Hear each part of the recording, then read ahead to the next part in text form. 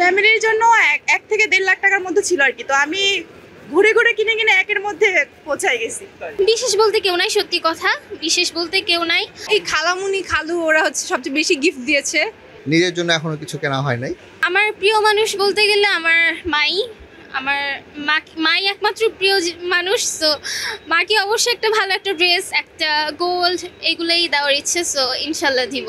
তেমন কোনো বাজেট ছিল না অ্যাকচুয়ালি, এরকমই 10-12 হাজার। আমার নিজের জন্য আপাতত কিনেছি, আরও কিনা বাকি। আর আম্মুর জন্য কেনা হয়েছে, আব্বুর জন্য কেনা হয়েছে, বোনদের জন্য কেনা হয়েছে।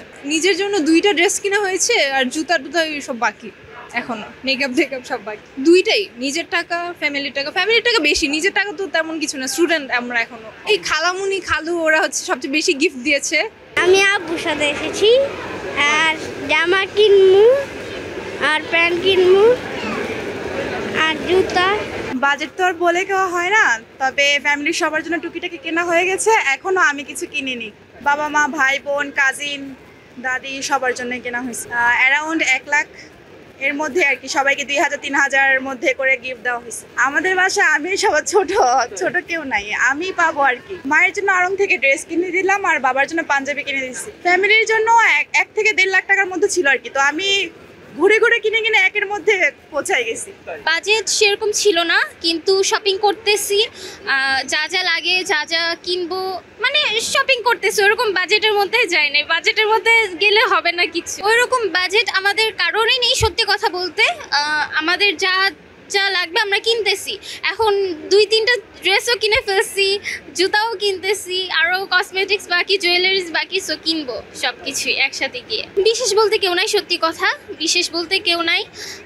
খালামুনি খালু, ফ্যামিলি, মা বাবা, বোনরা, ওরা একসাথেই আছি, একসাথেই বসে অনলাইনে অর্ডার করি, মাঝে মাঝে শপিং বলে শপিং করি। সো একসাথে বসেই সব কিছু কেনাকাটি হয়। সো ওইরকম স্পেশাল কিছু।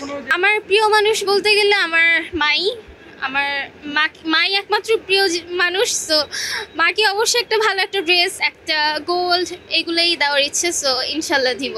আমাদের তো আসলে বাজেট এখন মানে অর্থনৈতিক অবস্থা যেরকম, সেই হিসেবে আছে ভাই, মোটামুটি মনে করেন ফ্যামিলি সবাই মিলে 30-40K এরকম। এটার জন্য এখন পর্যন্ত মনে করেন বাসার এই আত্মীয় স্বজনদের জন্য, বাবা মা, ভাই বোনদের জন্য কাপড় চোপড় কেনা হয়েছে। নিজের জন্য এখনো কিছু কেনা হয় নাই, কিনবো, পাঞ্জাবি কিনবো। আমরা তো এখন বয়স হয়ে গেছে না, আমরা বড় হয়ে গেছি, এখন সব ফ্যামিলির জন্যই সবকিছু করা।